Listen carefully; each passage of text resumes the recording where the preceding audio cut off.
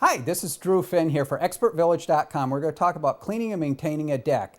This video is presented by Black Dog Video, and you can visit us on the web at blackdogvideo.biz.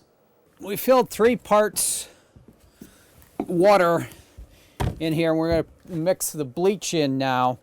And so there's 1 part of bleach, whether it's a quart, say it's a quart, we're doing less on this one, but 1 quart of bleach, 3 quarts of water.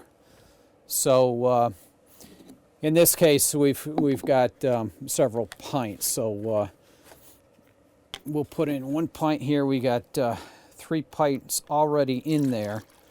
So we pour it in. Now, one thing we want to make sure we never ever do is mix the bleach with ammonia. You've mixed both of those together, and you can make a gas that's poisonous to you and can injure you. So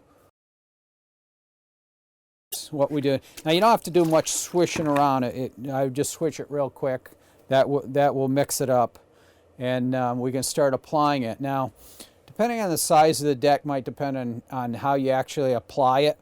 So we're going to use 2 methods. One is a manual application with a scrubber, and we usually do that in areas where we have to clean out the green, like over in here we've got a green.